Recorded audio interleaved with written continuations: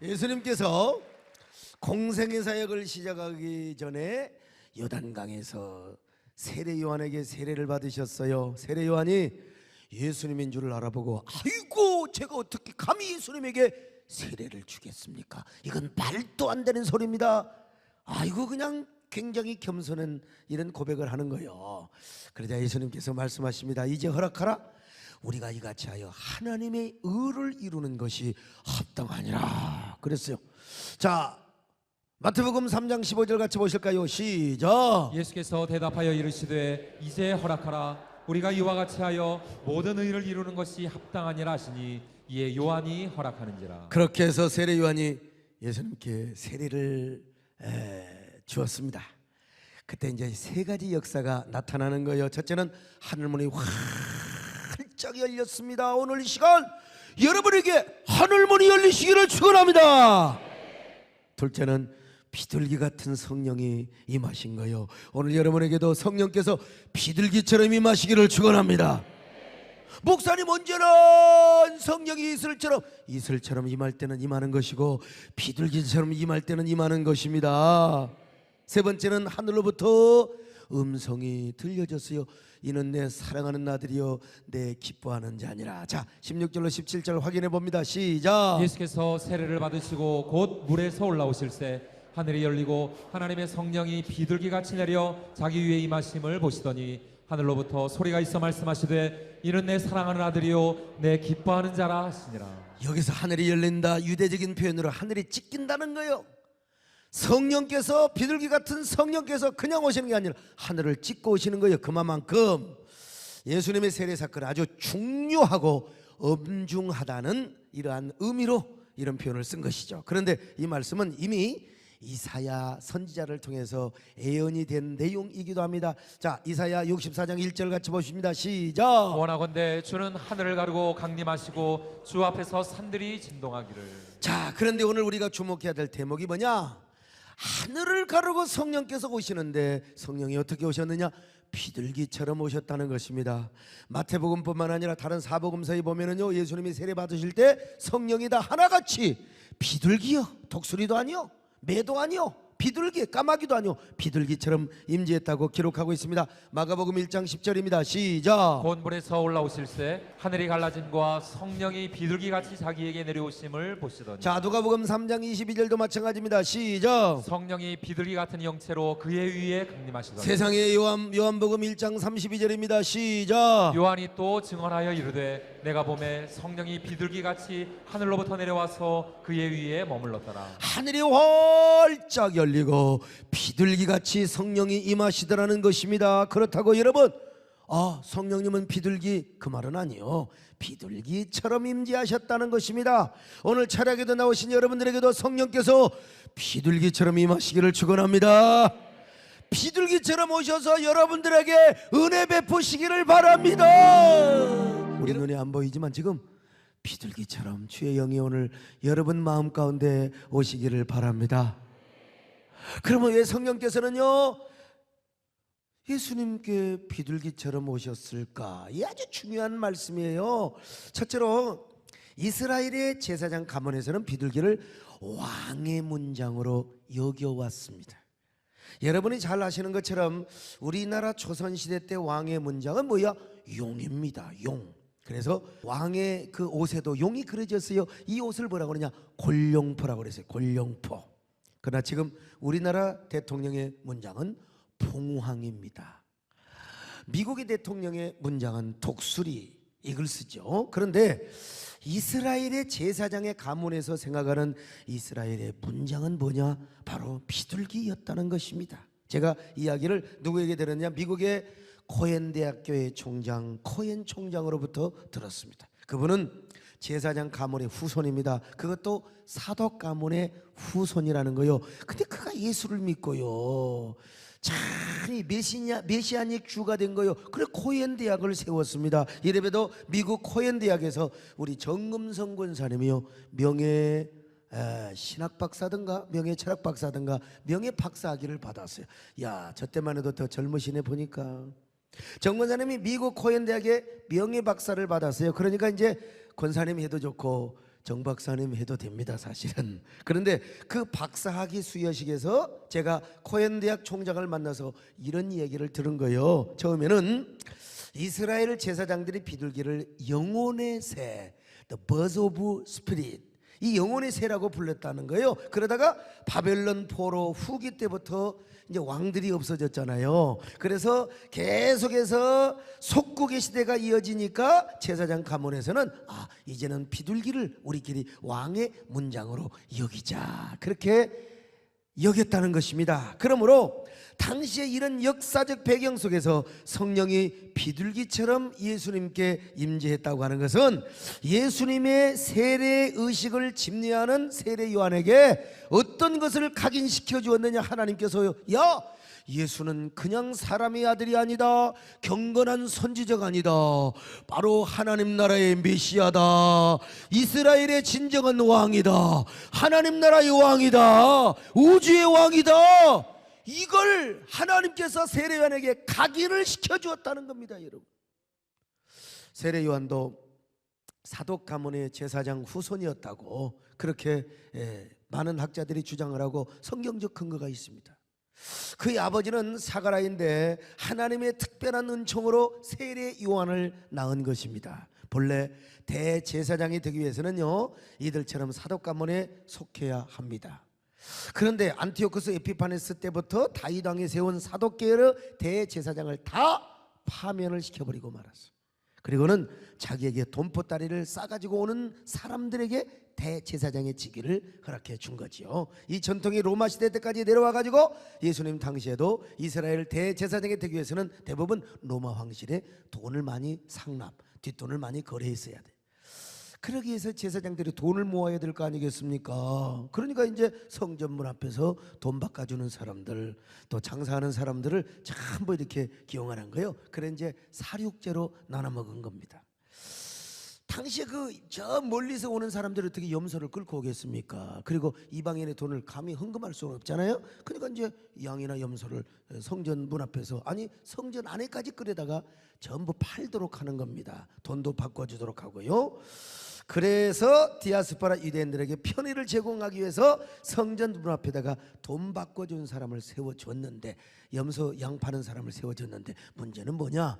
그 사람들을 편의를 봐주기 위해서라면은 싸게, 시중가보다 더 싸고 정결한 염소나 양을 준비해야 될 텐데, 아니 시중보다도 세상에 4배 5배를 더 비싸게 팔아버리니 그것도 양의 대가리에다가, 염소 대가리에다가 도장을 딱 찍어놨어요. 요것만 받는다, 요것만 제물을 받는다. 그러니 울며 겨자 먹기로 도장을 찍어 놓으니까 이스라엘 안에 사는 유대 사람들까지도, 디아스포라 유대인들이 아니라 저 안에 사는 사람들까지도 어쩔 수 없이 그 짐승을 사가지고 하나님 앞에 제사를 드려야 됐어요. 그 제사의 제물만 받겠다는 것입니다, 여러분요.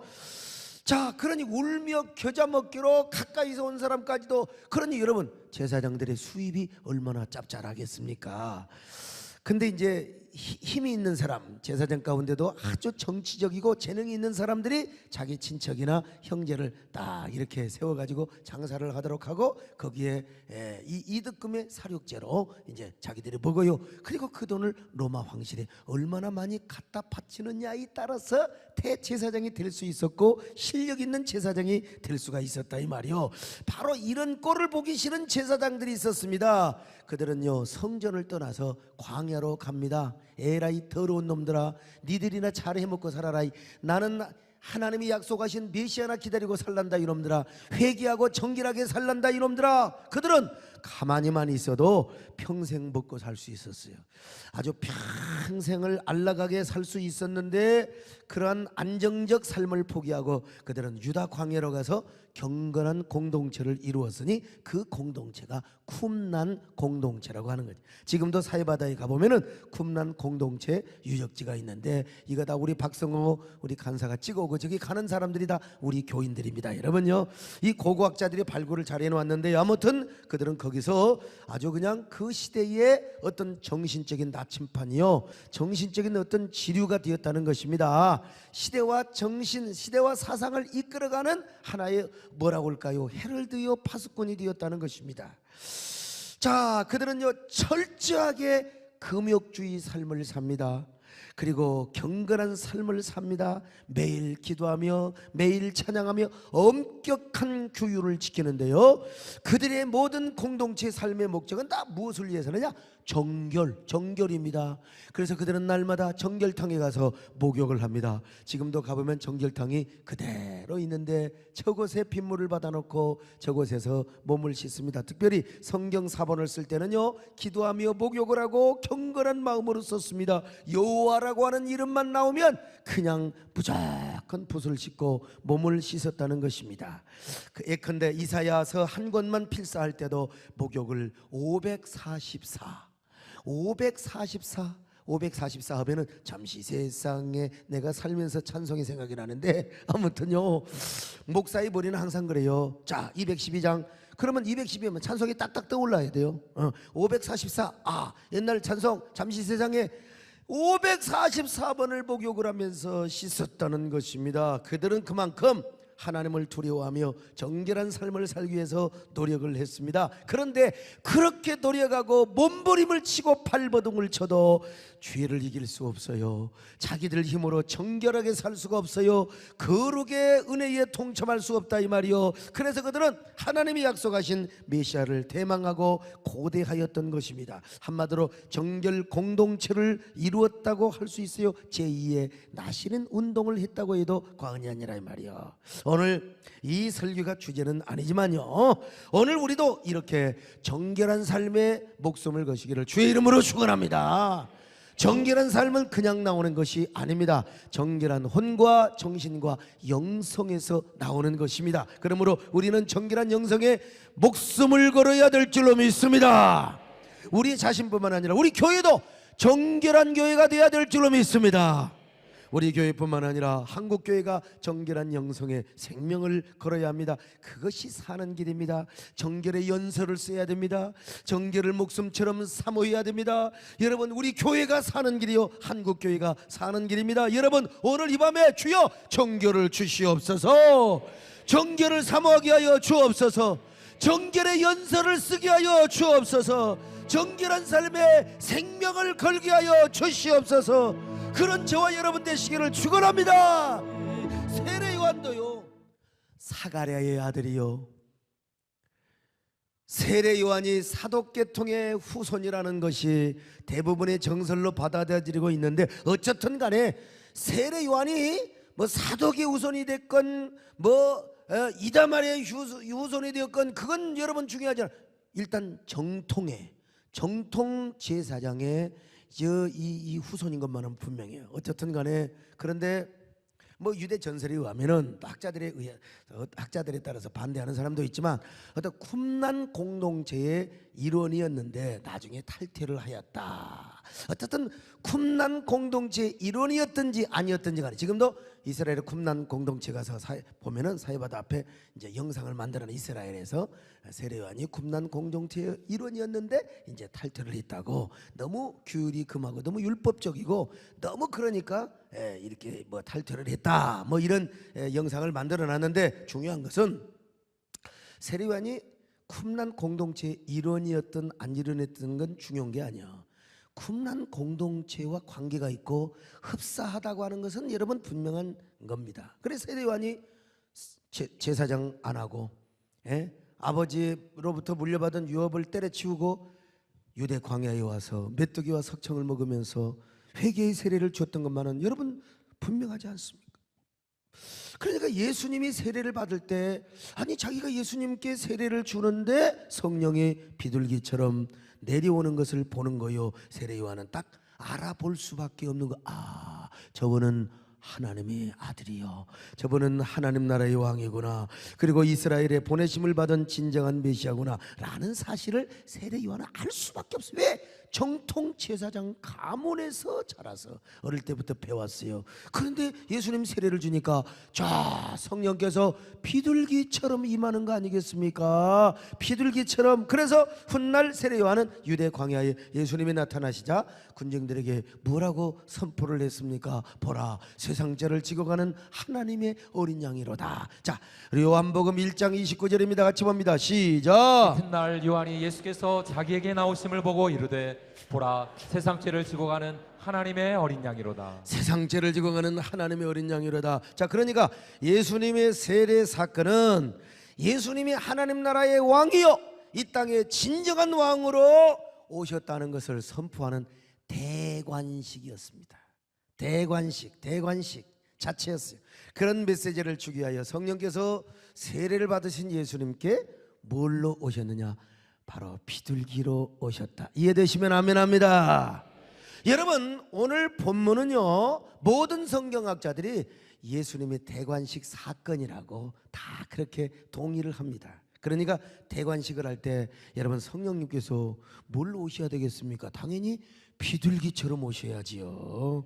영혼의 새, 저 이스라엘의 문장으로 여겨졌던 저 세례 요한에게 당연히 예수님 세례 받을 때에 성령께서 비둘기처럼 오셨어야지요. 비둘기야말로 이스라엘 백성들에게 있어서 영혼의 새요, 사도 가문에 있어서는 이스라엘 왕의 문장으로 여겨졌기 때문에 그렇습니다.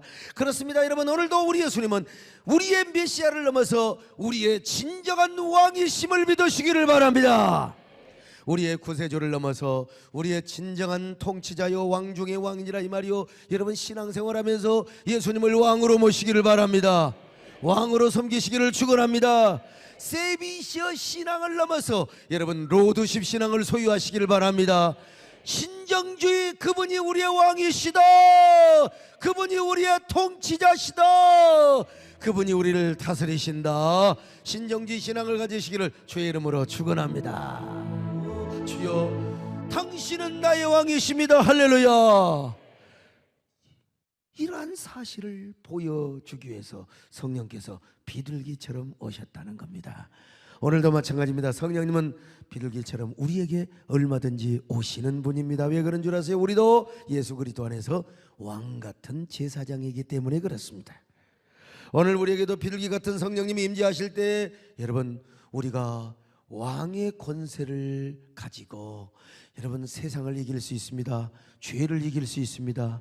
마귀를 이길 수 있습니다. 사탄을 이길 수 있습니다. 여러분, 우리가 그렇게 살기 위해서 성령께서는 우리에게 비둘기처럼 오세요. 자, 베드로전서 2장 9절 한번 보실까요? 시작. 그러나 너희는 택하신 족속이요 왕 같은 제사장들이요 거룩한 나라요 그의 소유가 된 백성이니 이는 너희를 어두운 데서 불러내어 그의 기이한 빛에 들어가게 하시니에 아름다운 덕을 선포하게 하려 하심이라. 아멘. 여러분, 여기서 왕 같은 제사장이란 무엇을 말합니까? 구약에서 제사장은 하나님과 인간 사이의 중보 역할을 하고요, 죄를 속하고 축복의 통로자 역할을 하며 축복해 주는 것입니다. 그런데 이 제사장직이 예수 그리스도를 통해서 다 이루어졌어요. 예. 그러나 여러분, 오늘날 목사는 제사장적 역할을 하고 선지자적 기능을 하고 그리고 교회를 치리하고 다스리기 때문에 왕적 기능을 영적으로 수행하는 게 목사직, 이게 전통적인 기독교 교리요 신학입니다. 알지도 못하고 어디 댓글에서 무슨 뭐 제사장 얘기하니까 무슨 저 만인 제사장만 얘기하고 성경을 껍데기로 하니까 그러는 거예요. 내가 볼 때 그거 쓴 사람 다 이단들입니다. 거의 다 모르고 하는 거예요. 모르고.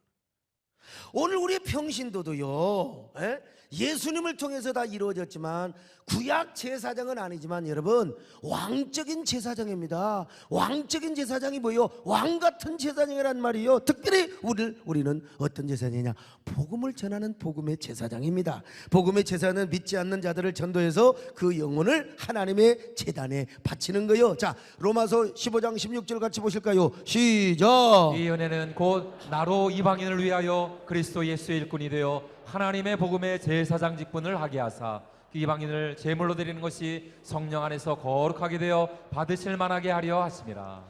여러분, 우리가 이렇게 왕같은 제사장이요, 복음의 제사장인데 왜 우리가 마귀에게 눌려서 사느냐 이거요. 그건 말이 안 돼.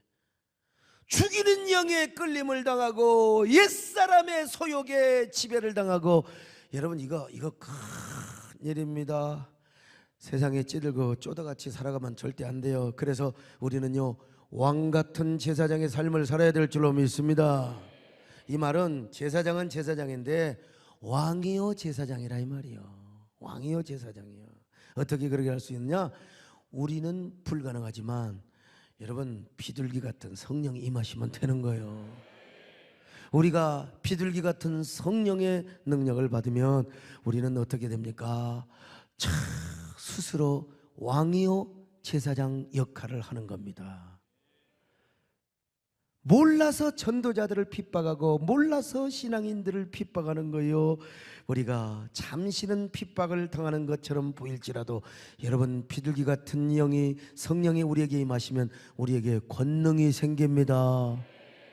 그래서 여러분 성령이 너희에게 임하면 너희가 권능을 받는다고 했잖아요. 그러면서 세상에 내 증인이 된다고 했지 않습니까? 그래서 우리가 권능 받으면 평신도도 기도하는 대로 이루어지는 겁니다.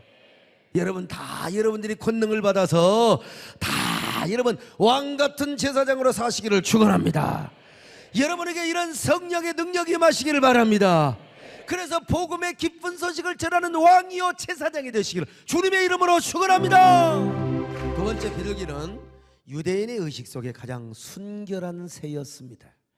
그래서 구약에서 비둘기가 정결한 새였기에 하나님께 제물로 선정이 된 것입니다. 초이스를 받은 거예요. 자, 레위기 1장 14절 같이 보겠습니다. 시작. 만일 여호와께 드리는 예물이 새의 번제이면 산비둘기나 집비둘기 새끼로 예물을 드릴 것이요. 예, 비둘기는요 정결한 새였어요. 근데 비둘기 생리를 좀 우리가 알 필요가 있는데 비둘기는 뱃속에서부터 짝을 짓나요. 비둘기는 뱃속에서부터 짝을 지어요. 다른 새들은요 아래에서 나와가지고 자라면서 제멋대로 지 마음에 드는 대로 짝을 짓는데 그러다가 또 헤어지고 이놈하고 만나고 저 암컷하고 만나고 헤어지고 또 만나서 사랑하고 또 헤어지고 만나고 아무렇게나 짝을 지어요. 그러나 비둘기는 그렇지가 않아요. 비둘기는 뱃속에서부터 짝을 지어요. 비둘기는 알을 3개 낳는 법이 없습니다. 하나도 안 낳아요. 꼭 2개 낳습니다. 2개 낳아가지고 그냥 알 2개를 낳아가지고 나중에 지들이 자라면서 짝을 짓습니다. 절대로 다른 비둘기하고 짝을 짓지 않습니다. 이 비둘기는 원앙보다도 더 금슬이 좋고 지조가 좋은 새입니다. 그래서 자기 짝이 죽으면 한 마리는 절대로 3일 동안 안 먹어. 그리고 너무 슬퍼서 3일 동안 아무것도 안 먹고 죽어라 울다가 그 한 마리도 죽는 게 비둘기입니다. 고개 숙인 사람은 좀 문제가 있는 사람이요. 이 비둘기의 사랑이고 순결이요. 여러분 정호승의 시 가운데 사랑하다가 죽어버려라 이런 시를 아십니까? 사람들은 사랑을 모른다. 자기 마음대로 사랑하고 사랑한다고 말을 한다. 너는 어찌 되었든지 나만 사랑하고 사랑한다고 말을 한다. 너는 무엇을 원하는지 너는 무엇이 되고 싶은지 물어보지도 않는다. 그저 내가 원하는 것만 내 마음대로 내가 되는 것을 사랑이라고 말한다. 사랑하다가 죽어야 하는데 너를 사랑하기 위해 내가 죽어야 하는 것이 사랑인 것을 알지 못한다. 나를 살리는 것은 사랑이 아닌 것을 알지 못한다. 너를 살리는 것이 사랑인 것을 알지 못한다. 그러므로 사랑하다가 죽어버려라. 여러분요 이성택 목사님을 아시나요? 우리 교단의 총회장을 하셨던 훌륭한 목사님인데 얼마 전에 고인이 되셨어요. 이분은 이북에서 홀몸으로 피난을 나오신 분입니다. 잠시 피난을 왔다가 북으로 가려고 했는데 휴전선이 생겨서 못 올라갔어요. 그런데 거기 사모님과 자식들을 두고 오셔서 평생 장가를 안 가시는 거예요. 훌륭하신 장로님들이 목사님 어떻게 혼자 목회를 하십니까? 목사님 장가를 가셔야지요. 그리고 좋은 규수를 다 준비해서 그렇게 선을 보게 하는데도 목사님은 절대로 장가를 안 가요. 어머니 휴전선 저 건너편에 나의 부인이 있고 사랑하는 자식들이 있는데 내가 어떻게 결혼할 수 있느냐는 거지요. 그래도 장로님들이 믿음 좋은 여자들을 중매해 줘서 어떻게 혼자 목회하시겠습니까? 우리가 불편합니다. 우리가 목사님 사시는 동안 남자 집사님이 밥을 해주고 수종을 들어주었습니다. 그분도 남자인데 목회를 하면서 여러분 어떻게 두고 온 사모님이 생각이 안 나고 여자 생각이 안 나겠습니까? 그러면 막 대성통곡을 하고 울었대요. 젊은 날 정욕이 물 끓듯 끓어오를 때 천장에다가 스스로 여러분 못을 박아놓고 노끈을 줄을 매놓고 사지를 다 걸어놔요. 그러니까 두 손과 두 발을 걸어놓고 막 이렇게 외쳤다는 거 아닙니까? 하나님, 장가를 가고 싶지만 나는 갈 수가 없습니다. 하나님, 저도 재혼을 하고 싶지만 할 수가 없습니다. 북에 남겨놓고 온 사모를 두고 내가 어떻게 장가를 갈 수 있습니까? 하나님, 나의 부인이 보고 싶습니다. 나의 자녀가 보고 싶습니다. 그러면서 막 엉엉엉엉 울었다는 거요. 난 참 이 한마디 고백, 이 한마디 간증에 저는 너무너무 그분을 존경하였습니다. 여러분, 용서하고 들으세요. 이거는 그분이 대중가요를 좋아해서가 아니라 고향을 사랑하고 사모님을 사랑하고 자녀들이 보고 싶어서. 여러분, 고향이 그리운데 어떨 겁니까? 막 울면서 어쩌다가 가끔은 이런 노래를 불렀다는 거 아니겠습니까? 고향이 그리워도 못 가는 신세, 조하늘 저 산날에 아득한 천리, 언제나 외로워라 타향에서 우는 모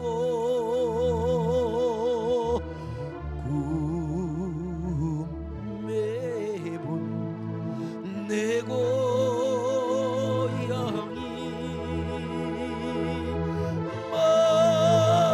마냥 그리워.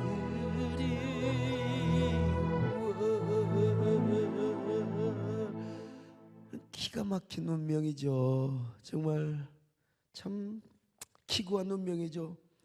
이분들을 봐서라도 빨리 여러분 평화 통일이 이루어져야 됩니다. 이성택 목사님이야말로 어떤 목사님이냐, 난 이분이야말로 비둘기 같은 목사님이다.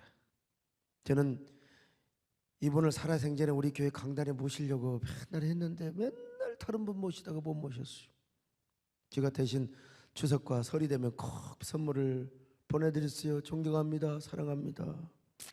제가 이번에 명단을 다 체크를 못해서 지금 돌아가신 분에게 또 선물이 갔는지는 모르겠는데요. 여러분, 비둘기 같은 목사님, 이제 천국에서 사모님을 만나셨을 겁니다. 어찌 북한에서 사모님이 목사님보다 오래 사셨겠습니까? 목사님보다 오래 사셨겠죠. 그러니까 천국에서 만나셨을 거예요. 비둘기는 정결한 새입니다. 그래서 성경을 보면요, 부엉이나 까마귀, 독수리 이런 것들은 하나님 앞에 드려질 수가 없어요. 이런 것들은 생긴 것도 막 이상하게 흉측하게 생겨가지고 막 그 생기고 말이죠. 아무나 하고 짝을 짓고 말이죠. 바람 피우고. 그래서 이런 새들은 하나님께 제물이 될 수가 없었어요. 예수님도 비둘기를 아주 순결한 새라고 말씀하셨잖아요. 자, 마태복음 10장 16절입니다. 시작. 보라, 내가 너희를 보냄이 양을 이리 가운데로 보냄과 같도다. 그러므로 너희는 뱀같이 지혜롭고 비둘기같이 순결하라. 자, 여러분, 비둘기같이 순결하라. 그래서 비둘기는 저 제사장 가문에서 왕의 문장이었을 뿐만 아니라, 여러분, 제사장뿐만 아니라 모든 이스라엘 백성들에게 비둘기는 순결한 새였어요. 온유한 새였어요. 정결한 새였어요. 자, 그래서 여러분, 성령님도 어떤 영이시냐? 순결한 영이시고 정결한 영이시고. 할렐루야. 로마서 1장 4절을 같이 봅니다. 시작. 성결의 영으로는 죽은 자들 가운데서 부활하사 능력으로 하나님의 아들로 선포되셨으니 곧 우리 주 예수 그리스도시니라. 성결의 영이시기 때문에 우리에게 임재하셔서 여러분 제일 먼저 하는 일이 뭔 줄 아세요? 정결의 역사입니다. 여러분, 성령님이 우리 오셔서 우리를 변화시키는데 어떤 사람으로 변화시키느냐? 정결한 사람으로 변화를 시켜주시는 것입니다. 성령의 사람으로 변화를 시켜주시는 것입니다. 성화의 사람으로 변화를 시켜주시는 것입니다. 오늘 여러분에게도 성령님이 비둘기처럼 오셔서 성결의 사람으로 변화시켜 주시기를 바랍니다. 성화의 사람이 되시기를 바랍니다. 순결의 사람이 되시기를 바랍니다. 정결의 사람이 되시기를 축원합니다. 아멘. 사실 이성택 목사님 분이 아니죠. 김계영 목사님이라고 LA 영락교를 개척하셔서 수천 명을 이루신 목사님이요. 그분도 평생 장가를 안 가셨어요. 북에 사모님을 두고 오셨어요. 참, 그분들이 마침내요 LA에서 목회를 하다 LA 시민권이니까 북한을 갔네. 그리고 마침내 사모님을 만났어요. 그리고 사모님과 하룻밤을 잤다고 하는데 아무튼 돌아가셨어요. 그래서 뭐 한쪽에서는 일부러 죽였느냐, 내가 평양에 가서 물어보니까 너무나 좋아서 너무나 감격해서 심장마비로 돌아가셨다고 하는데 그건 천국 가봐야 알죠. 우리 김 부장님도 들었을 거 아니요. 그때 가서요. 참 어떻게 비둘기 목사님이 가가지고 그 늙은 사모님과 하룻밤을 지내며 얼마나 울고불고 감격했겠어요. 근데 돌아가셔서 심장마비로 돌아가셨다고. 그리고 시체로 돌아오게 된 거예요. 참 이런 분들 보면 참 대단하죠. 정말. 아이고 사실 장가 가도 나 같으면 갔을까 안 갔을까 정권사님? 응? 나 우리 정권사님 가라면 갔을 거예요. 나 보나마나 하나님 뜻인 줄로 알고 그것이 하나님 음성인 줄로. 근데 이 목사님들은 정말 이렇게 비둘기처럼 사시다가 가신 거지요. 자 여러분, 비둘기가 그런 성결한 영이었다면 오늘 보니까 다른 사람은 안 웃는데 우리 부목사님들이 다 좋아한 것 같네 보니까요. 성령님이요 정결한 영으로 오셔서 우리 안에 내주하시고 거하시는 한 우리는 하나님의 성전이 되고 하나님의 성소가 되는 것입니다. 자 고린도전서 3장 16절 같이 봅니다. 시작. 너희는 너희가 하나님의 성전인 것과 하나님의 성령이 너희 안에 계시는 것을 알지 못하느냐. 고린도전서 6장 19절로 20절입니다. 시작. 너희 몸은 너희가 하나님께로부터 받은 바 너희 가운데 계신 성령의 전인 줄을 알지 못하느냐. 너희는 너희 자신의 것이 아니라 값으로 산 것이 되었으니 그런즉 너희 몸으로 하나님께 영광을 돌려라 그랬어요. 여러분, 성령은 우리 몸을 하나님의 성전으로 만드신다고 하지 않습니까? 우리를 하나님의 성전으로 만든다는 말은 우리 속에 죄를 제거하고 우리를 성화의 사람으로 만들어주시며 하나님의 거소로 만들어주신다는 거예요. 여러분, 하나님의 거소가 더러워져서야 되겠습니까? 여러분도 제가 신방을 가면 방도 깨끗하게 치우고 그러지, 그냥 여기저기 속은 늘어놓고 반스 걸어놓고 그런 사람이 어디가 있겠어요. 걸레도 다 치우고 다 닦아놓고.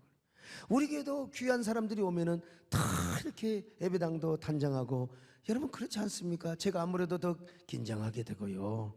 예수님도 성전이 불결하고 더러울 때 청결 작업을 하시고 정화 작업을 한 것이 아닙니까? 오늘 그래서 여러분 마음이 언제나 성령으로 가득가득 채워지시기를 축원합니다.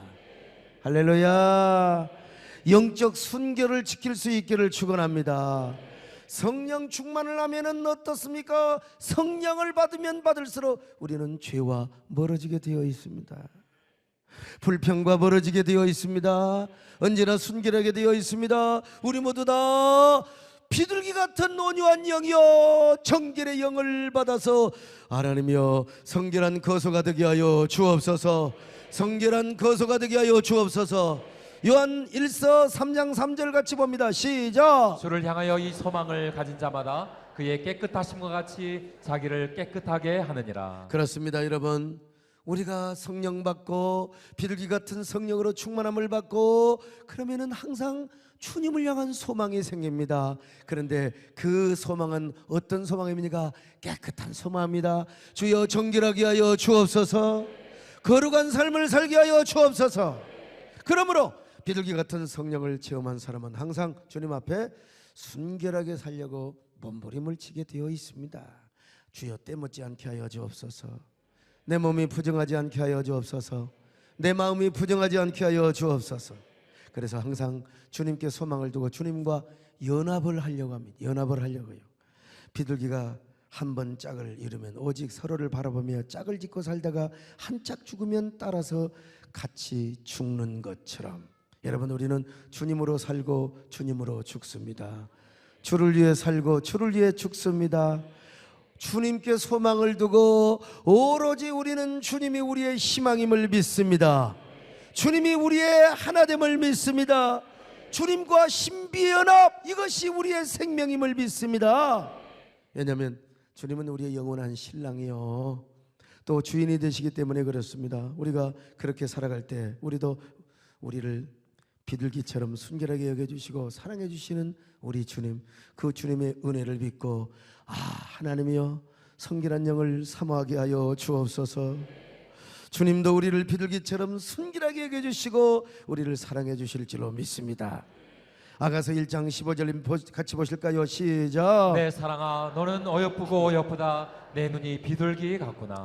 여러분, 이건 술람미의 여인과 솔로몬의 사랑 아닙니까? 전통적으로 주님과 우리의 사랑의 하나의 어떤 예시적이고 상징이라고 그렇게 이야기를 합니다. 내 사랑아, 너는 어여쁘고 어여쁘다. 내 눈이 비둘기 같구나.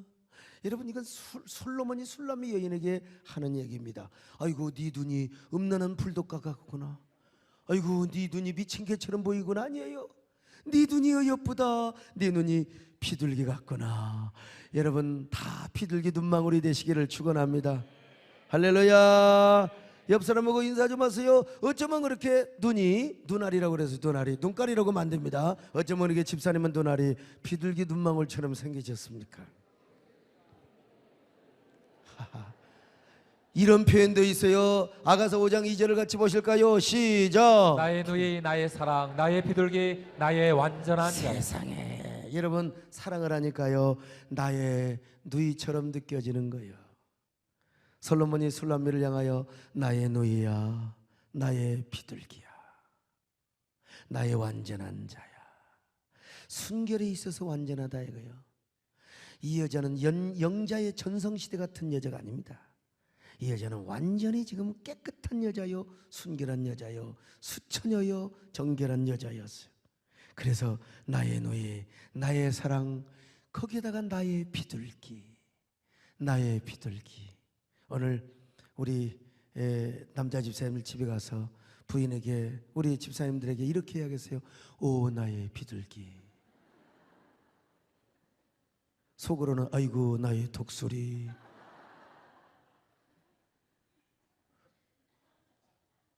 그러면 안 됩니다.